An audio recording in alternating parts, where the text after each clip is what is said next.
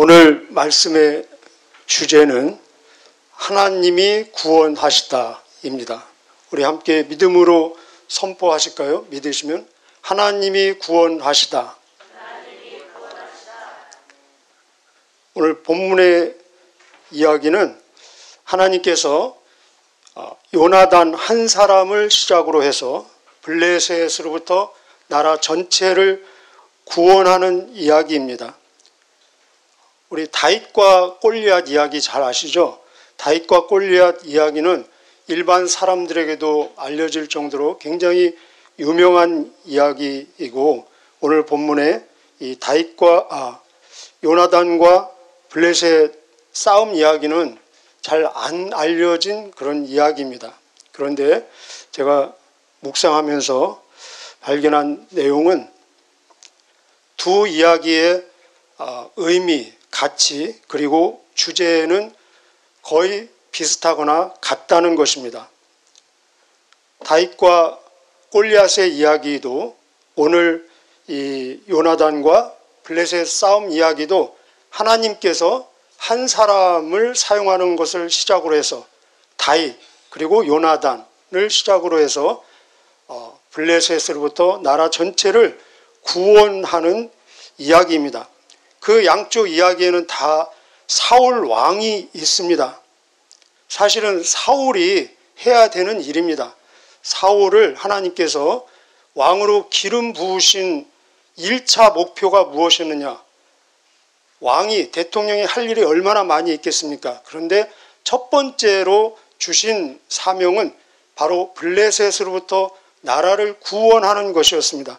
9장 16절에 보면 하나님께서 사무엘에게 너는 그에게 기름을 부어 지도자로 삼으라. 이는 그가 내 백성을 블레셋으로부터 구원할 것입니다. 이 왕으로 된 사울은 구원하심이 하나님께 있다는 것을 반드시 알고 믿어야 될 사람이었습니다. 그런데 안타깝게도 사울은 이 구원하심이 하나님께 있음을 깨닫지 못하고 눈에 보이는 사람, 무기, 환경만 바라보고 자기 힘으로 구원하는 줄 알고, 그래서 다윗과 골리앗 이야기에서는 그 골리앗의 덩치에 눌려가지고 막 크게 벌벌 떨고 앉아 있기만 했었습니다. 오늘 이야기에서는 사울의 군인이 600명 다 가고 600명 남아있고, 블레셋의 군대는 그 전에 보면은 막 병거, 마병 3만 6천, 그리고 군인, 백성은 바다의 모래처럼 헤아릴 수 없는 그런 숫자에 지금 이미 겁에 질려 압도되어서 꼼짝없이 앉아있는 모습을 볼 수 있습니다. 그래서 사울은 가장 먼 곳 후방에서 석류나무 아래 앉아있고, 이때 요나단이 아버지에게도 말하지 않고 혼자 자기 가치 있는 무기를 든 소년과 나가는 모습을 볼 수 있습니다. 그 내용이 1절 2절입니다. 1절 2절 한번 읽어보실까요? 시작. 하루는 사울의 아들 요나단이 자기의 무기를 든 소년에게 이르되 우리가 건너편 블레셋 사람들의 부대로 건너가자 하고 그의 아버지에게는 아뢰지 아니하였더라. 사울이 기브와 변두리 미그론에 있는 석류나무 아래에 머물렀고 함께한 백성은 600명 가량이며, 여기 백성은 사실은 군인을 말하고 있습니다. 굉장히 대조적이죠. 사울은 석류나무 아래에 머물러 있고 앉아 있고, 변두리라고 하지 않았습니까? 그가 피할 수 있는 최고 후방을 얘기하고 있습니다. 그런데 요나단은 우리가 건너가자, 일어나서 가는 모습을 볼 수 있습니다.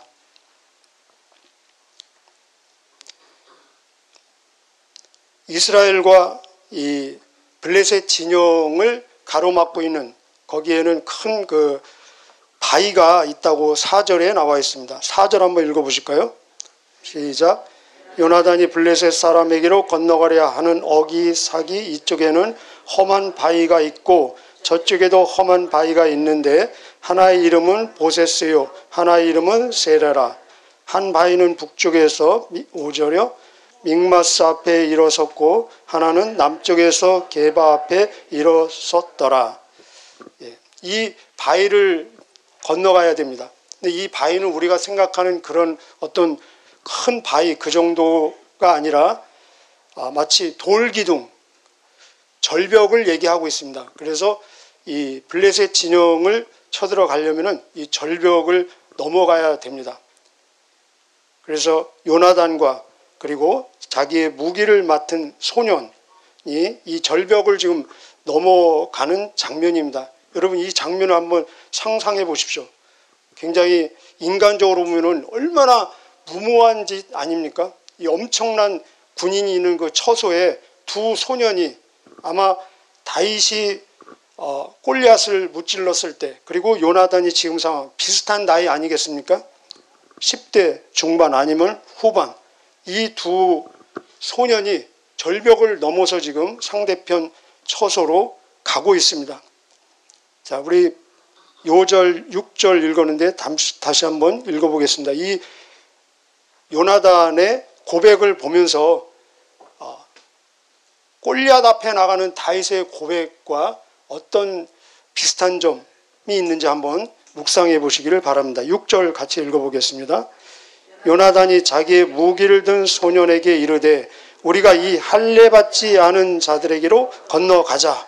여호와께서 우리를 위하여 일하실까 하노라. 여호와의 구원은 하나님이 많고 적음에 달리지 아니하였느니라. 아멘. 다윗도 골리앗 앞 블레셋 앞에 나아갈 때 그들을 어떻게 평가합니까? 할례 받지 않은 자로 평가합니다. 오늘 요나단도 블레셋을 할례 받지 않은 자로 평가합니다. 사람은 여러분은 사람을 나누는 기준이 무엇입니까?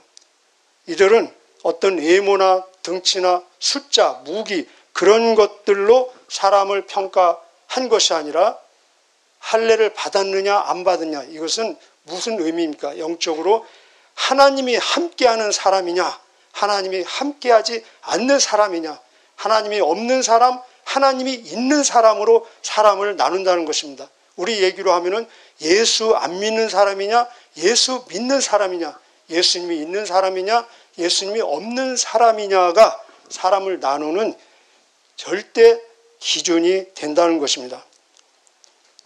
골리앗 앞에 나가는 다윗은 어떻게 고백하고 있습니까? 너는 창과 칼과 단창을 가지고 나에게 나오지만 나는 만군의 여호와의 이름으로 너에게 나간다. 하나님의 구원하심이 사람의 창과 칼에 있지 않다. 이렇게 고백했죠. 그런데 오늘 이 요나단도 여호와께서 우리를 위하여 일하실까 하노라. 이것은 의심이 아니라 기대하는 것입니다. 그리고 하나님을 의지하는 것입니다. 그리고 계속 고백하기를 여호와의 구원은 하나님의 사람의 많고 적음에 달리지 아니하였다. 하나님이 구원하신다는 것입니다. 같은 고백이 아니겠습니까? 자, 이런 확신과 이런 기대와 이런 믿음과 이런 소망을 가지고 둘이 그 절벽을 넘어가는 모습이 8절부터 11절까지입니다. 이 두 소년이 지금 이 상대편 전방 초소를 지금 들어가는데 보통 우리가 상대방의 처소를 들어갈 때는 어떻게 들어갑니까? 어떻게 잠복합니까? 안 보이기 위해서 몰래 숨어서 잠복해가지고 몰래 숨어서 들어가가지고 막 잠자는데 등을 찌른다든지 그러지 않습니까? 보통.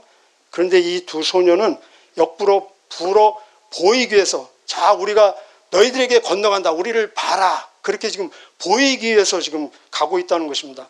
그래서 보이고 그들이 이 두 소년이 절벽을 넘어오는 것을 보면서 어떻게 반응하는지를 통해서 하나님이 저들을 우리 손에 붙여주셨는지 안 붙여주셨는지 징표, 사인으로 삼겠다. 그래서 그들이 이 두 소년이 넘어오는 것을 보고 꼼짝 마!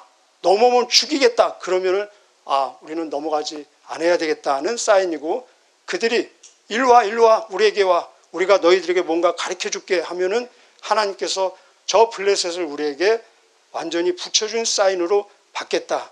기도원도 그런 사인으로 하나님의 응답을 선택한 것을 볼 수 있듯이 그러면은 이 블레셋 군대가 넘어오는 소년들을 향해서 꼼짝 마! 너희들 오면 죽여! 그것은 무엇입니까? 상대방을 적수로 인정하는 거 아닙니까? 두려움이 있기 때문에 오지 마! 그 말 아닙니까? 근데 만약에 계속 와, 우리가 너희들에게 뭔가를 보여주겠다. 이거는 완전히 무시하는 것입니다. 내가 한 수 보여줄게. 마치 이 골리앗이 자기 앞에 오는 다윗을 향해서 얼마나 무시합니까? 네가 나를 개로 알고 있느냐? 작대기를 들고 오고. 그래서 완전 무시해가지고 방심했기 때문에 군인이 방심하면 그거는 끝나는 거죠. 그래서 여기서도 완전 이 넘어오는 두 소년을 향해서 그들이 완전 방심한 상태에서 하나님께서 그들을 이 두 소년에게 붙여주는 모습을 볼 수 있습니다. 우리 8절부터 11절까지 한번 읽어보실까요? 시작. 요나단이 이르되 보라 우리가 그 사람에게로 건너가서 그들에게 보이리라. 보이게 건너가는 겁니다. 숨어서 몰래 안 보이게 건너가는 것이 아니라 9절이요.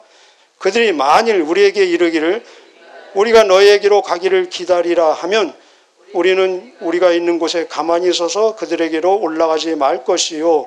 그들이 만일 말하기를 우리에게로 올라오라 하면 우리가 올라갈 것은 여호와께서 그들을 우리 손에 넘기셨음이니 이것이 우리에게 표징, 사인입니다. 표징이 되리라 하고 11절이요.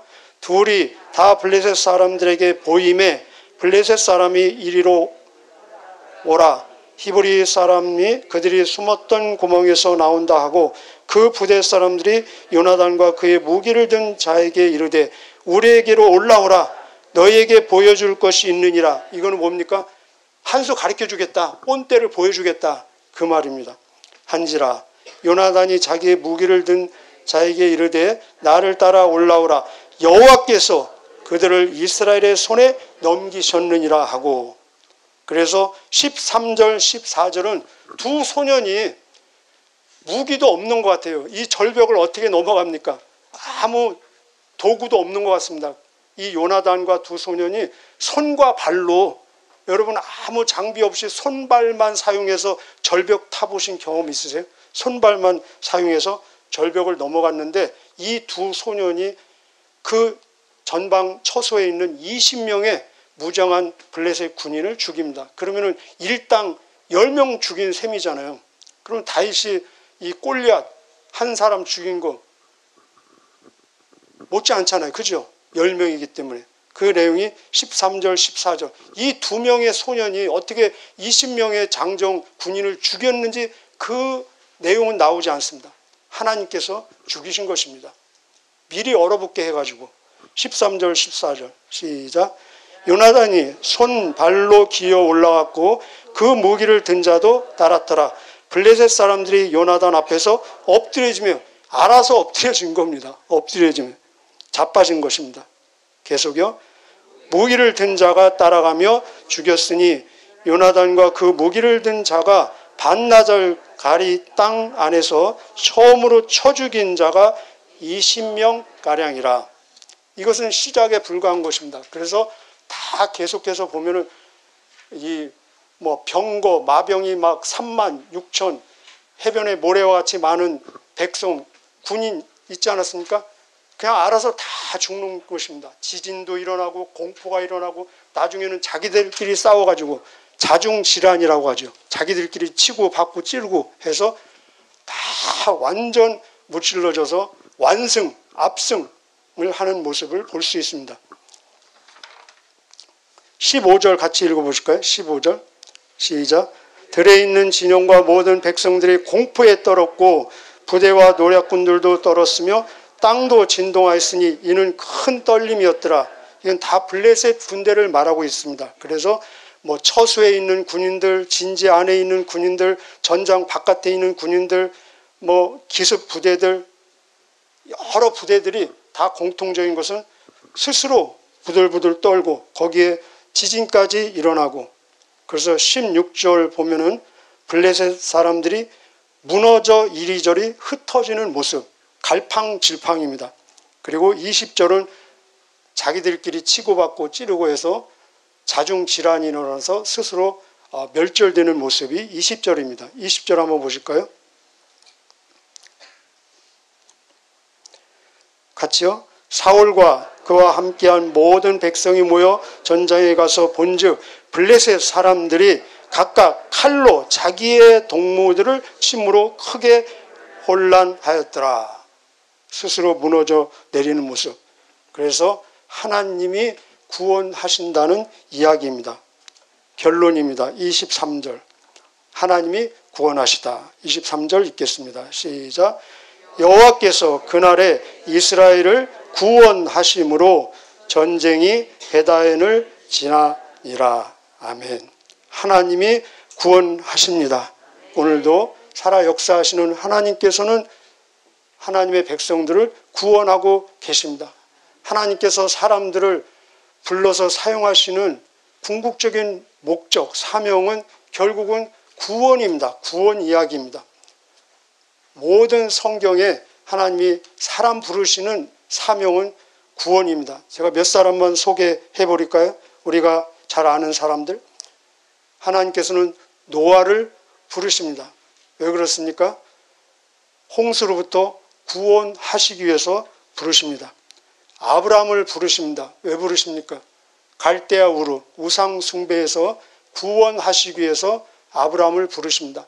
요셉을 애굽의 총리로 부르십니다. 왜 그렇습니까? 기근, 배고픔으로부터 구원을 위해서 하나님께서는 요셉을 부르십니다. 모세를 부르십니다. 왜 부르십니까? 종살이, 애굽 종살이로부터 구원을 위해서 모세를 부르십니다. 후계자 여호수아를 부르십니다. 왜 부르십니까? 가나안 7 족속으로부터 구원을 위해서 여호수아를 부르십니다. 그 뒤로 사사들을 부르십니다. 같은 목적은 어떤 부족, 어떤 국가로부터 구원하시기 위해서 사사들을 끊임없이 부르십니다. 사무엘을 부르십니다. 왜 부르십니까? 불순종으로부터 구원을 위해서 부르십니다. 사울을 왕으로 부르셨습니다. 왜 부르셨습니까? 분명했죠. 9장 16절에 블레셋으로부터 내 백성의 구원을 위해서. 그런데 이 사명을 완수하지 못하고 실패하니까 다윗을 사용하시고 오늘 요나단을 사용하십니다. 사명은 수행하는 데 실패하면은 다른 사람에게 넘어간다는 것입니다. 저와 여러분 이 시간 사명을 위해서, 사명을 향해서 계속해서 쓰임받고 계십니까? 쓰임받고 있다면 그것이 감사한 내용이라는 것입니다. 물론 이런 배고픔으로부터 구원도 중요하고 블레셋으로부터의 구원도 중요하지만 그러나 궁극적인 근원적인 구원은 죄로부터의 구원입니다. 그런데 이 죄로부터의 구원은 하나님께서 직접 하시기 때문에 직접 이 세상에 오셨습니다. 구원자로. 그분이 바로 우리가 믿고 있는 예수 그리스도 아니십니까? 그래서 디모데전서 1장 15절에는 미쁘다 이 말이여 모든 사람이 받을 만한 이 말이여 그리스도 예수께서 죄인을 구원하시려고 세상에 임하셨다라고 말씀하십니다. 예수님도 직접 말씀하시기를 내가 이 세상에 온 것은 죄인을 구원하러 왔다. 예수님의 이름의 뜻이 무엇입니까? 그가 아들을 낳으리니 너는 그 이름을 예수라 하라. 이는 저와 자기 백성을 모든 죄에서 구원할 자십니다. 라고 말씀하고 계십니다. 결국 우리가 천국에 가서도 부를 최종적인 노래는 모든 피조물, 모든 성도들, 모든 천사들, 장로, 그리고 이 생물들, 모든 피조물들이 부를 노래는 요한계시록 7장 10절에 나와 있죠. 큰 소리로 외쳐 가로되 구원하심이 하나님과 어린 양에게 있도다. 구원이 결국 우리가 부를 노래라는 것입니다. 그래서 한번 진짜 죄로부터 구원받은 사람들은 계속해서 오늘도 내일도 계속해서 구원받아야 된다는 것입니다. 무엇으로부터입니까? 죄의 부산물, 죄의 열매들, 죄의 부산물, 죄의 열매들이 우리가 늘 생활 속에서 대면하고 있는 근심, 걱정, 불안, 염려, 시기, 질투, 가난, 질병, 불신 이런 것들이라는 것입니다. 그래서 구원받은 자들에게 성경은 권면하기를 너희는 두렵고 떨림으로 너희 구원을 이루어 가라. 현재 진행형입니다. 빌립보서 2장에 보면은. 그래서 진짜 구원받은 사람은 오늘도 구원의 역사를 이루고 다른 사람의 구원을 위해서 통로로 쓰임 받게 된다는 것입니다. 이 다윗과 요나단이 하나님이 하시는 그 구원을 내 구원으로, 자기 민족, 국가의 구원으로 만드는 그 무기가 무엇이었습니까? 하나님에 대한 신뢰, 하나님에 대한 절대 믿음이었습니다. 우리도 마찬가지입니다. 모든 죄로부터, 모든 죄의 부산물, 근심, 걱정, 염려, 불안, 두려움, 질병, 모든 것으로부터 구원받을 수 있는 근거는 바로 믿음이라는 것입니다. 그래서 히브리서 12장 2절에 믿음의 주요 온전케 하시는 예수 그리스도를 바라보라. 이 바라보라는 건 단순히 이렇게 보고 있는 것이 아니라 집중하고 몰두하고 창념해라 라고 말씀하고 있습니다.